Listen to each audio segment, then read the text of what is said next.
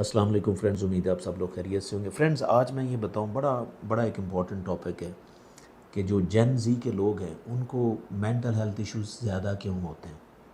यानी कि जेन ज़ी, मैं पहले भी इसके ऊपर एक वीडियो बना चुका हूँ। जेन ज़ी का मतलब ये है कि ये वो लोग हैं जो तकरीबन टीन एज से लेके जिनकी उम्र जो है वो कोई 30 साल के करीब है, ये जेन ज़ी में आते हैं। इनको मेंटल हेल्थ इशू इसलिए ज़्यादा है क्योंकि ये दिमाग का इस्तेमाल करते हैं।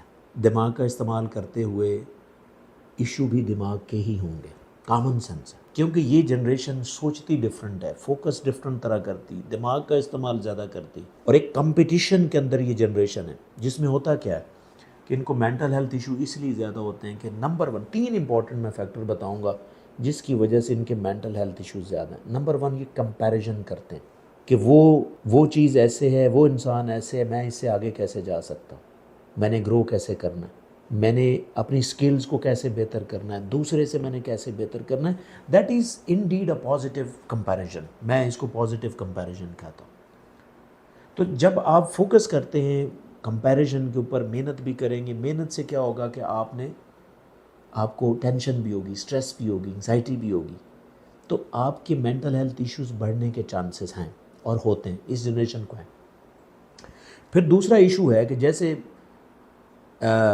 दूसरा इशू इम्पॉर्टेंट ये है कि इनका जो फ्यूचर है वो अनसर्टन इनको दिखाई देता है, क्योंकि जैसे ज़माना तेज़ी से चेंज हो रहा है, आए दिन को नई चीज़ होती है, जॉब क्राइसिस है, इकोनॉमिक सिचुएशन इतनी अच्छी नहीं, जिसकी वजह से ये ड्यू टू अनसर्टन फ्यूचर, इनका जो मुस्तकबिल है ये इतना स्टेबल नहीं है, जिसकी वजह से ये परेशान होते हैं, एंग्जाइटीज़ होती हैं, फियर है इनको।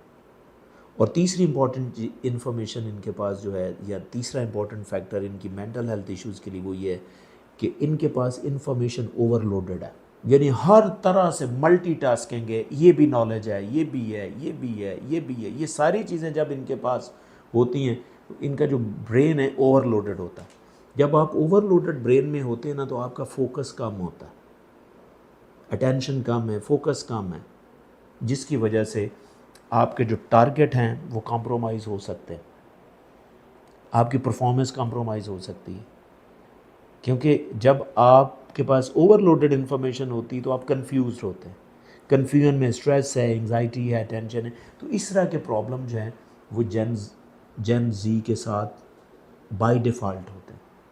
हाँ, एक इम्पॉर्टेंट बात ये है कि जेन जी अगर चाहे ना तो इसको कोप अप भी कर सकते हैं, और ये कर भी रहे हैं बहुत से लोग, बिकॉज इनके पास इंटरनेट है। ये फौरी देखते हैं कि ट्रीटमेंट ऑफ स्ट्रेस एंग्जाइटी क्या है, ये उसी टाइम इंटरनेट पे चले जाते हैं। तो इसीलिए ऑब्वियसली ये दिमाग से बहुत काम लेते हैं, तो इनके साथ दिमागी इशू होने के चांसेस भी ज़्यादा होते हैं।